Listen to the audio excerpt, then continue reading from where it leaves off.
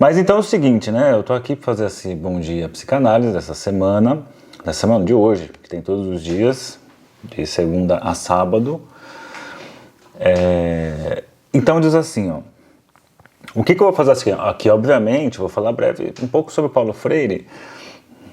Eu falei Paulo Freire no divã, mas no sentido assim de coisas que eu acho muito próximo em termos de proposta que ele tem, em comparação com o que a psicanálise tem de proposta, né?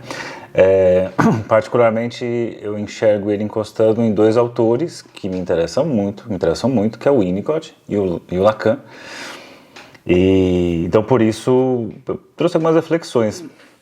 Fazia tempo que eu não falava dele, ontem andando no Bexiga, encontrei as camisas e falei, preciso fazer uns comentários assim. Obviamente eu tenho pouquíssimo tempo aqui no Bom Dia, mas é só para, sei lá, para dar umas direções. Então eu começo pensando na questão do questionar, é uma palavra-chave, tanto para a psicanálise quanto para Paulo Freire, né? E desde sempre a gente aprende a não questionar nada, né? Não questione os mais velhos, não questione a igreja, não questione o professor. E é bem interessante, né? Porque não questione o professor, eu lembro na época dava aula na faculdade, eu fazia o oposto, assim, questionem, e é bem interessante, quando você começa a convidar o aluno para questionar, vira uma prática, assim, que é questionar o tempo todo, e aí você não tem muita ideia para onde a aula pode seguir, né? Ela vai seguindo, assim, para vários lugares, ela vai desdobrando para vários pontos, e é isso, você corre o risco de ir para o imprevisível. Então, o questionamento abre para o campo do imprevisível, vai desdobrando, e esse imprevisível dá para começar a pensar aqui como um exercício da liberdade, né? Você vai para onde você quer, ou a coisa vai caminhando, vai aparecendo ali, o futuro vai aparecendo e você vai, de alguma forma, se relacionando com ele e dando sentido e costurando aqui e rejeitando ali, mas a coisa vai acontecendo para além do seu controle. Então, pensando isso na análise, o sujeito só é sujeito, na verdade, quando a pessoa se questiona.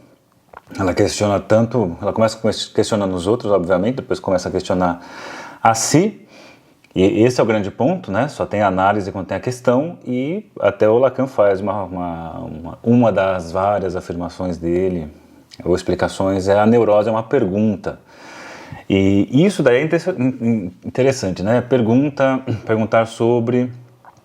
Por isso que a clínica é uma clínica, ela não é passiva, né? A pessoa que vem para uma clínica psicanalítica, ela não fica num lugar passivo, em que o analista vai falar para o paciente. Essa ideia assim de análise tem isso, né? Não tem essa de posição passiva, de ficar no lugar de paciente.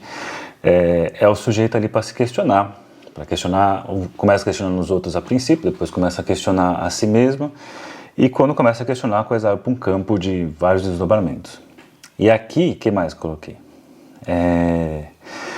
Coloquei questionar e às vezes só falar sobre é algo necessário, né? Quando você começa a falar sobre uma coisa que sempre esteve ali, mas nunca foi problematizado, a coisa fica ali, né, exercendo a influência dela sobre o sujeito, mas ele não se dá conta disso, porque ele nunca pensou sobre aquilo, nunca falou sobre aquilo, nunca problematizou sobre aquilo. Isso vale pensar, por exemplo, a ideia da educação sexual nas escolas, né? Quando você tem aí aquela preocupação de vão ensinar as crianças na escola a se masturbar, tipo, uma coisa bem de quem não quer que a coisa seja aprovada, então vem com argumentos absurdos, mas é de você explicar, por exemplo, né, uma das coisas, falar de sexualidade, falar o que é um toque normal e um toque que é anormal, que passa do ponto, né, o que é um carinho, porque imagina, a criançada começa nas escolas a entender que certo ponto, quando passa, já não é carinho, já passa a ser um abuso. E aí quantas das experiências que elas têm, que é cotidiana, que é comum a elas, e elas não questionam sobre isso, afinal é o carinho do meu sei lá, pai, tio, avô, mãe, avó, né, essas pessoas aí, por exemplo, professor, professora, coleguinha, e aí começa a perceber que aquilo que era tão normal, na verdade, não é bem assim. Né, o quanto a coisa poderia aparecer, por quê? Quando isso acontece, quando você problematiza, a pessoa passa a questionar aquilo, ela passa a ter consciência daquilo.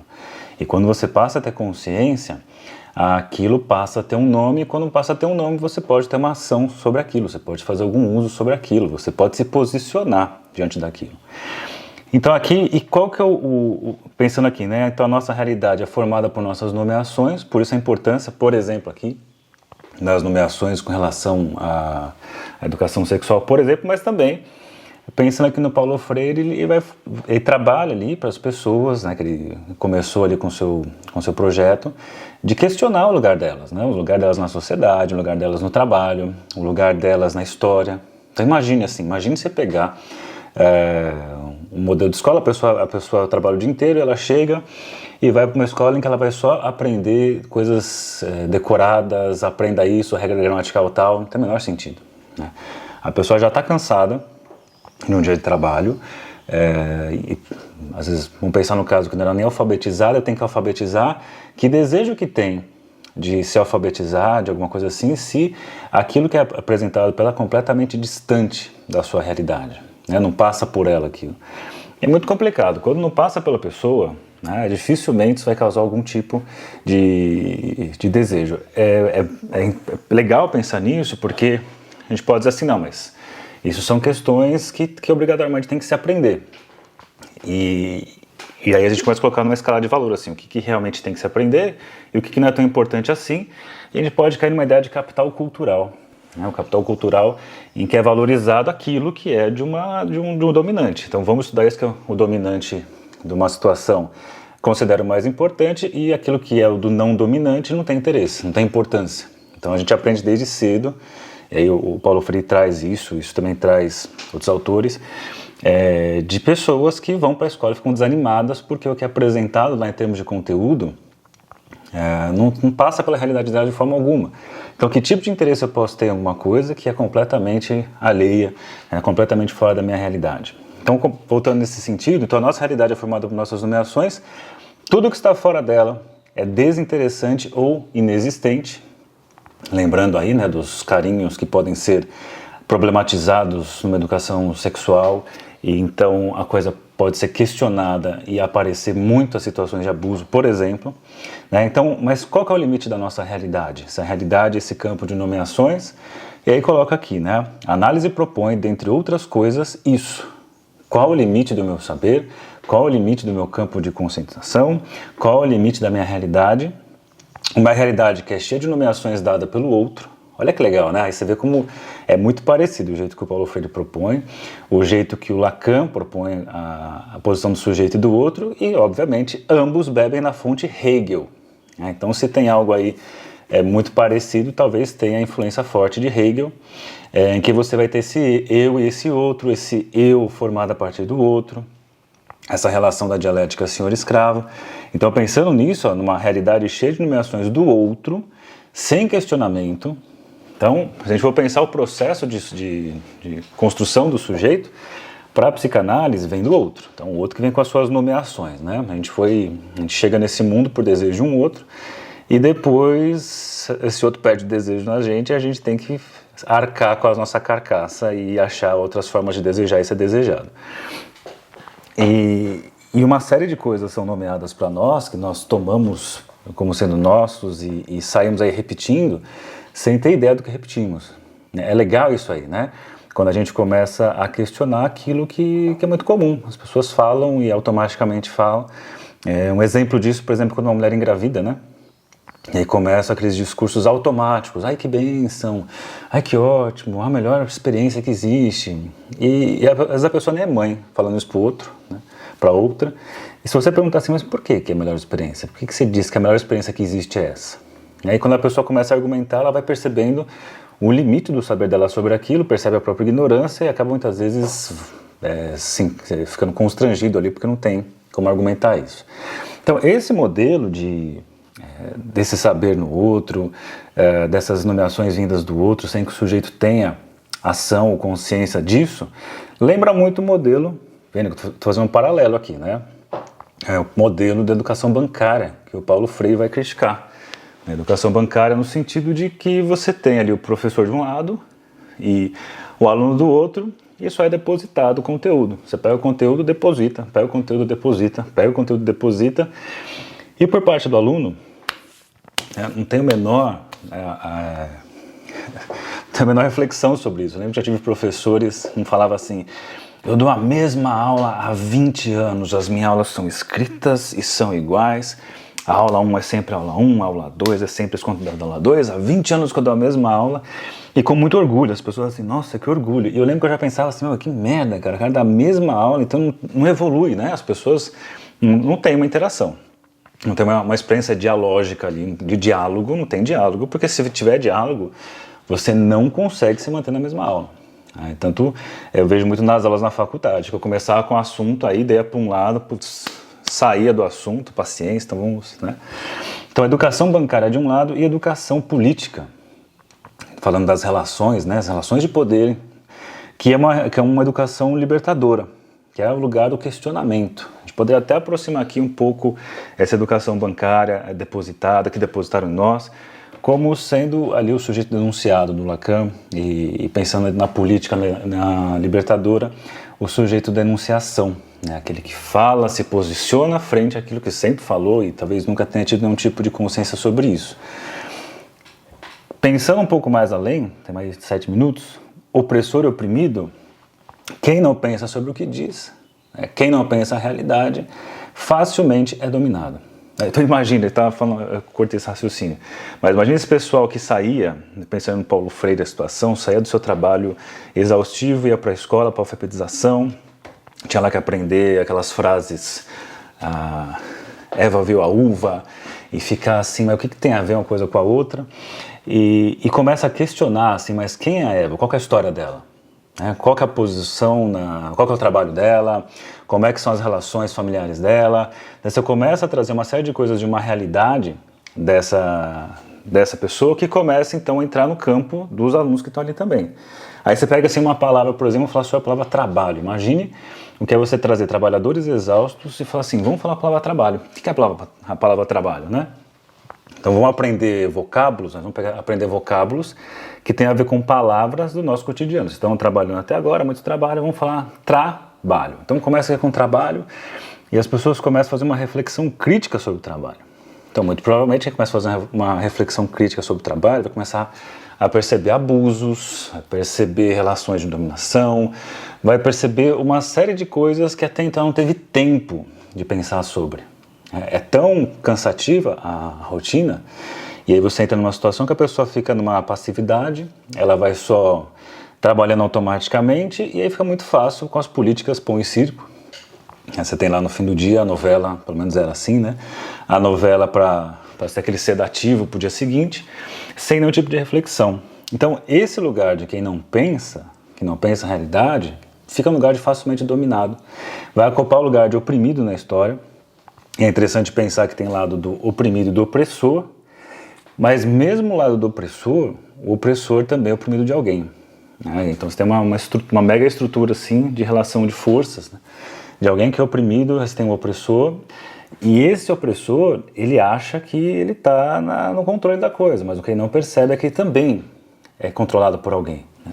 Você tem tanto uma estrutura que é o outro que controla, o outro que controla, o outro que controla, que você vai numa operação que caminha para um infinito, que transforma esse outro opressor num horizonte, assim. Não é uma pessoa, é o sistema. Aí fica perigoso, né? É aquela sensação de quando você quer cancelar um serviço, aí você entra em contato, você queria falar com alguém, assim. Você queria ir lá na loja você queria que a empresa, a Vivo, fosse aqui uma loja, você fala assim, quero cancelar minha assinatura. Aí você cancela, assina, mas não. Você vai entrar em contato e joga para outro, joga para outro, joga para outro, joga para outro, joga para outro. E vai jogando para esse outro, você não tem nunca acesso a ele. Ele vira um horizonte. São tantos os caminhos que você está burocratizando. E uma das formas de perversão, de perverter a coisa, é burocratizar. Você burocratiza tanto que você perde a relação com o outro. Porque lembrando, na política eu tenho relação com o outro, na relação do sujeito é relação com o outro, e na perversão tem uma tentativa de exclusão do outro. E uma das formas de exclusão do outro é burocratizar tanto o processo ao ponto do outro desistir, né, do sujeito desistir de encontrar esse outro. E aí o que Paulo Freire coloca assim, o opressor tem como verdade de si que também é oprimido. Então, o opressor também é oprimido. E isso lembra um esqueminha lá que o Lacan traz sobre os 4 discursos, em que ele traz o discurso do mestre, muito por cima. Assim, ele coloca aqui o S1, né, no lugar de agente, aí você tem o S2, no lugar do outro na história, ele coloca esse mestre aqui, né, ele é direcionado para esse seu escravo aqui, que vai ter que produzir. Então, o sujeito aqui, o escravo do atuado, S1 aqui, S2 aqui, vai ter que produzir aí embaixo o objeto A, vai ter um produto disso. Então, o mestre na história, ele controla, né, ele manda nesse aqui, que é o escravo, que vai produzir alguma coisa, né, vai produzir ali, coloca o objeto A, e embaixo desse mestre, que é o que a gente chama de o lugar da verdade nos 4 discursos, a verdade é que esse mestre também é um S barrado, ele também é um sujeito dividido, ele também é um sujeito faltante. E, no fim das contas, né, o que o Paulo Freire vai propor é que justamente o oprimido possa perceber que é oprimido, através como? Da conscientização da sua realidade, do questionamento da sua realidade, da problematização da sua realidade, e mesmo o opressor, ele vai se dar conta disso. Né? Só que a questão é, o oprimido ele tem uma motivação, porque ele quer se questionar e sair desse lugar. Agora, o opressor, ele pode perceber isso, mas ele quer sair desse lugar? É só ver governo, né? É só ver pessoal da política.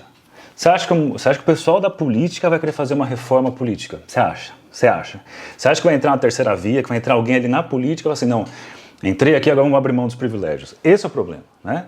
Na hora que está lá, esse é o ponto final para a gente encerrar, o Paulo Freire vai colocar o perigo, né? Quando esse que era oprimido, ele sai desse lugar de oprimido, mas acaba tendo como consequência ou como sonho ser opressor.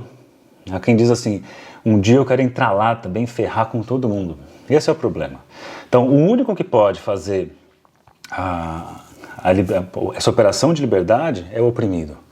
Mas o oprimido, ele sofre a sedução de ocupar o lugar, num segundo momento, de opressor, e aí você cria um ciclo sem fim, né, de opressão e oprimido. Então, isso tem muita ressonância com o modelo de clínica, né, esses lugares de poder, e de sair desses lugares. Né? Proposta, por exemplo, do Winnicott, quando ele vem com a ideia de espaço transicional, em que não tem relações de poder, é uma relação de troca, uma relação de estar estar junto. E o Paulo Freire coloca, né, a libertação não acontece no 1 a 1, é um sujeito que se liberta, na verdade é um coletivo que se liberta, porque a realidade ela é coletiva. Eu não posso ter a liberdade de um e de outro com realidades partilhadas, só cai no mesmo erro de dominação. Agora, quando eu tenho esse raciocínio do Freire encostando em Winnicott, a ideia é uma realidade única, compartilhada, aí sim eu tenho a possibilidade do exercício da liberdade. Então é isso aí, hora de atender, bom dia para vocês e até amanhã.